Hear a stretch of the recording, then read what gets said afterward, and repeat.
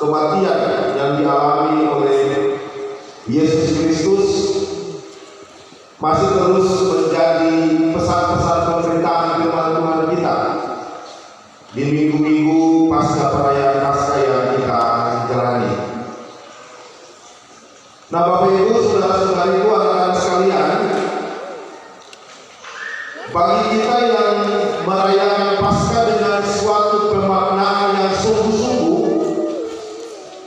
saya terlalu yakin kalau Bapak Ibu, saudara-saudari dan saya akan tiba pada suatu pernyataan bahwa karya penyelamatan Allah melalui Yesus Kristus adalah suatu karya penyelamatan yang paripurna, suatu karya penyelamatan yang komplit, perfect, suatu karya penyelamatan yang luar biasa, yang tuntas dikerjakan oleh Allah di dalam Yesus. Kenapa saya mengatakan seperti itu, Bapak Ibu saudara-saudariku? Sebab ternyata karya penyelamatan Allah itu tidak berakhir pada kubur Yesus Arimatea, tetapi karya penyelamatan Allah melalui kematian dan kebangkitan Kristus itu berlanjut dalam peristiwa-peristiwa selanjutnya yang hari ini oleh lembaga pembinaan jemaat GPM kita menyaksikan tentang bagaimana Yesus menampakkan diri kepada Maria Magdalena. Itulah mengapa dikatakan bahwa peristiwa penyelamatan Allah bagi dunia melalui Kristus Yesus adalah suatu peristiwa yang paripurna, komplit, selesai, tuntas dikerjakan oleh Allah. Kenapa demikian, Bapak Ibu? Rasul Paulus dalam pertama Korintus 15 ayat 14 dia katakan bahwa tetapi andai kata Kristus tidak dibangkitkan, maka sia-sialah pemberitaan kami dan sia-sialah juga kepercayaan kami. Jadi kalau Yesus tidak dibangkitkan, kata mau memberitakan apa? Kata mau percaya apa kalau Kristus tidak dibangkitkan?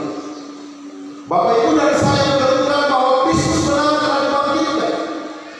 Tetapi kalau peristiwa itu hanya cukup pada kebangkitan Kristus, tidak ada pemberitaan-pemberitaan tentang kebangkitan itu, maka tidak paripurna, tidak komplit, tidak lengkap, tidak tuntas karya penyelamatan ini.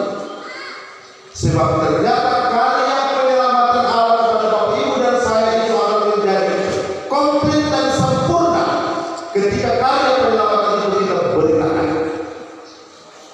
Jadi peristiwa Paskah itu tidak berakhir pada kuburan Yesus Arimatea, tetapi suatu peristiwa itu harus dilanjutkan, disaksikan dan dikabarkan. Disitulah lengkap karya penyelamatan Allah bagi kehidupan. Mari Bapak Ibu saudara-saudari kita saksikan dalam pembacaan kita hari ini.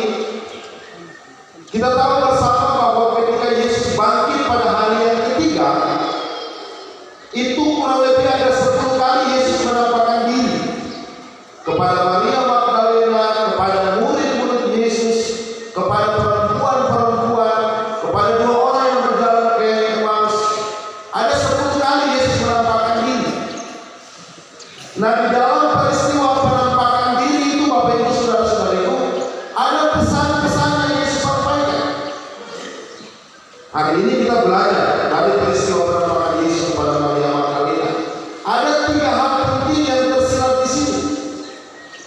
Yang pertama, Bapak Ibu saudara-saudariku, Maria Magdalena hendak pergi untuk menjenguk jenazah atau mayat dari Yesus.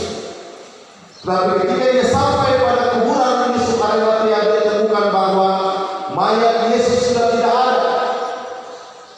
Ketika dia menemukan bahwa mayat Yesus sudah tidak ada, lalu duka cita yang dia bawa di 3 hari kemarin itu secara tiba-tiba menyelimuti kehidupannya. Dia sedih, dia menangis, beban yang cukup berat yang dia alami karena kecintaannya kepada Yesus, sang guru yang di dalam hidupnya ia selalu bersama-sama dengan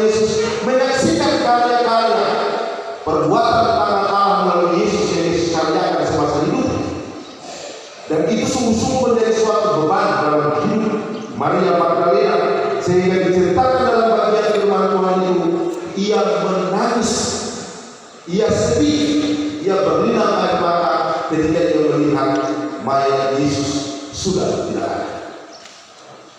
Nah, kelihatan di situ Bapak Ibu, akibat kesedihan, akibat air mata yang dialami oleh Maria Magdalena, sampai-sampai dia tidak mengenal lagi suara Yesus. Ketika Yesus memanggilnya, dia sudah tidak lagi mengenal suara Yesus. Dalam pembacaan Alkitab kita di sini dikatakan bahwa Maria Magdalena membelakangi Yesus. Nah, Bapak Ibu saudara-saudariku, dari peristiwa ini, pada bagian pertama ini, kita menjadi belajar Bapak Ibu saudara-saudariku bahwa ternyata ketika kita ada di dalam suatu masalah yang berat seperti Maria Magdalena, solusi yang harus kita lakukan pertama adalah pergi dan mencari Yesus. Sebab dengan pergi dan mencari Yesus, kita akan menemukan Yesus di sana. Walaupun dalam kenyataannya kebanyakan kita menjadi seperti Maria Magdalena, karena saking beratnya masalah kita fokus pada masalah kita. Maria Magdalena tidak demikian. Dia fokus pada kesedihannya. Dia fokus kepada kubur yang telah kosong itu. Dia hanya fokus kepada kain kafan yang dimana tidak ada lagi Yesus. Jadi dia fokus pada masalahnya. Sampai-sampai dia tidak bisa memandang sejengkal lebih jauh daripada masalahnya. Dia menjadi lupa apa yang pernah Yesus bilang kepadanya dan kepada para murid. Anak manusia akan mati tetapi akan dibangkitkan pada hari yang ketiga. Karena beratnya masalah, dia lupa apa yang Yesus janjikan kepada mereka. Kebanyakan orang Kristen, Bapak Ibu dan saya, memiliki kemiripan seperti Maria Magdalena. Ketika kita berhadapan dengan masalah, kita fokus pada masalah kita dan kita lupa pada janji Tuhan. Benar Bapak Ibu? Ya, kalau ada yang bilang sebenar, dia paling. Ketika kita ada dalam masalah, apalagi sampai mencucurkan air mata, terkadang kamu lupa segalanya di samping kamu. Yang kamu lebih fokus kepada masalah itu dan kamu berupaya untuk mencari jalan keluar atas masalah itu. Maria Magdalena juga demikian. Ketika malaikat menampakkan diri, dia kira itu pegawai atau orang yang menjaga dan merawat kuburan Yesus Arimatea. Lalu dia bilang, kalau engkau mengambil mayat Tuhan, kembalikanlah. Sebab dalam pikiran Maria Magdalena, mayat Yesus dicuri. Padahal dia lupa Yesus pernah bilang, anak manusia akan mati, tetapi akan bangkit pada hari yang ketiga. Itu pelajaran pertama bagi Bapak Ibu saudara-saudara dan saya. Kalau kita punya masalah, janganlah terlalu fokus pada masalah itu, tetapi fokuslah kepada Allah yang menjanjikan keselamatan di setiap masalah yang kita hadapi. Hal yang kedua, Bapak Ibu saudara-saudariku, Maria Magdalena mulai bangkit dari keterpurukannya ketika dia menatap Yesus. Ketika dia melihat Yesus, pertama dia belum mengenal Yesus. Karena tampakan Yesus pada waktu itu bukan lagi tampakan Yesus seperti waktu dia hidup dengan Maria Magdalena dan para murid. Tetapi pasca kebangkitannya, Yesus tampak dengan kemuliaan Allah sebagai Allah. Dan itu sulit dilihat oleh Maria Magdalena dalam tubuh jasmaninya sebagai manusia. Karena Yesus tampak dalam kemuliaannya sebagai Allah. Tetapi ketika Yesus menegur Maria, maka Maria menjadi mengenal Yesus. Dan seketika itu juga Bapak Ibu saudara-saudariku, beban dan keterpurukan Maria itu menjadi hilang, diganti dengan sukacita.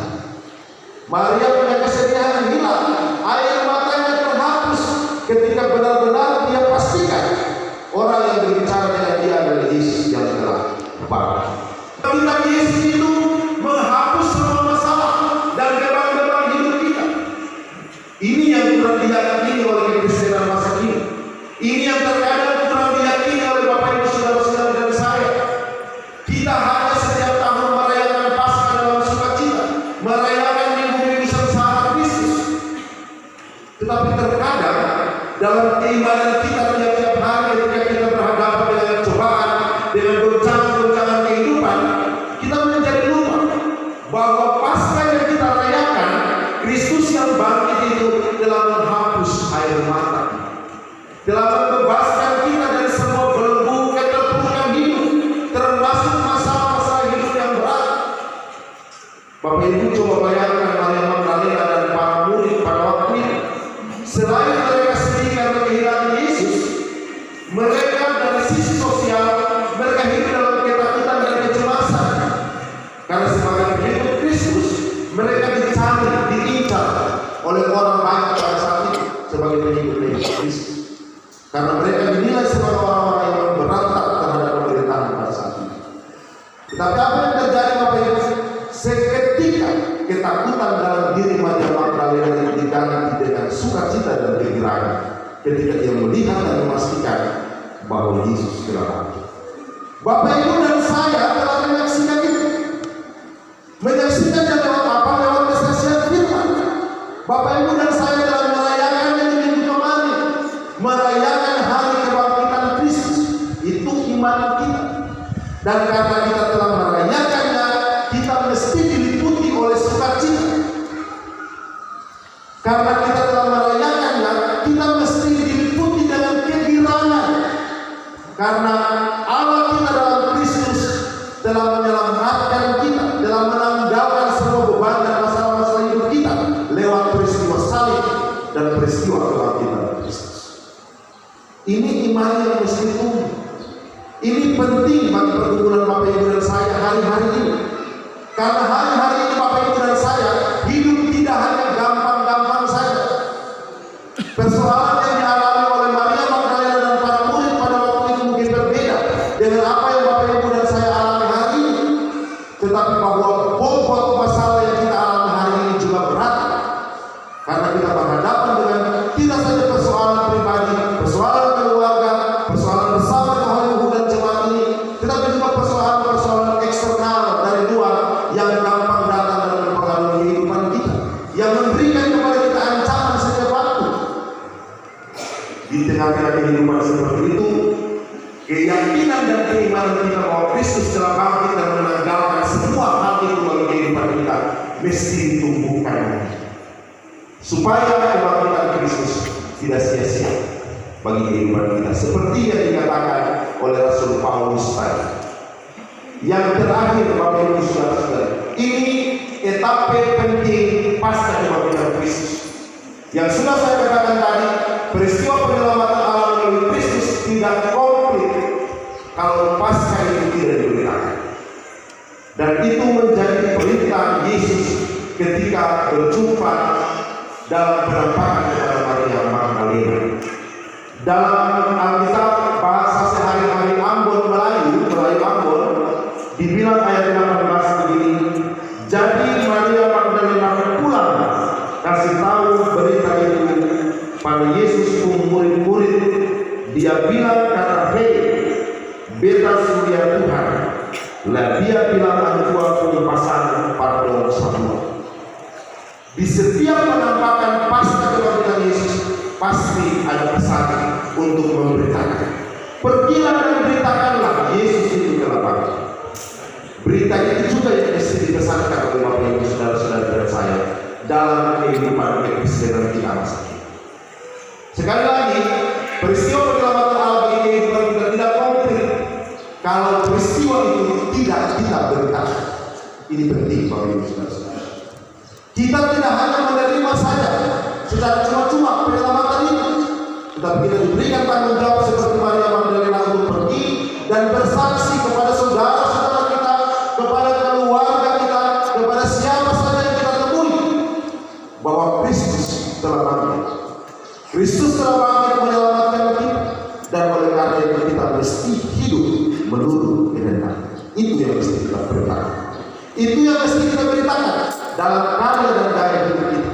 Nah, kalau Bapak Ibu dan saya sudah menyaksikan bahwa Yesus bangkit, Bapak Ibu dan saya punya tugas hari ini untuk melengkapi keselamatan yang Allah berikan kepada kita dengan memberitakan tentang Kristus yang bangkit itu dalam cara dan gaya hidup kita. Jadi kalau ada orang yang hidup sampai hari ini belum sesuai dengan cara dan gaya hidup Kristus sebagai yang meneladani kehidupan kekristenan, itu berarti kebangkitan Kristus belum berfaedah, belum berguna bagi kehidupan kita. belum komplit keselamatan itu kita kerjakan bagi diri kita sebagai bagian dari orang-orang yang telah menerima anugerah keselamatan dari Allah. Pulanglah Bapak Ibu saudara-saudariku, sebab hari ini Yesus memerintahkan kita seperti Yesus memerintahkan Maria Magdalena. Pulanglah dan sampaikanlah kepada saudara-saudara. Pulanglah, sampaikan kepada suami, istri, anak-anakmu, keluargamu di rumah, seisi hoi dan jemaat ini, bahkan siapa saja yang kita jumpai, Kristus telah bangkit. Dan sebagai orang yang percaya pada kebangkitannya, hiduplah menurut kehendaknya. Tuhan memberkati kita. Amin.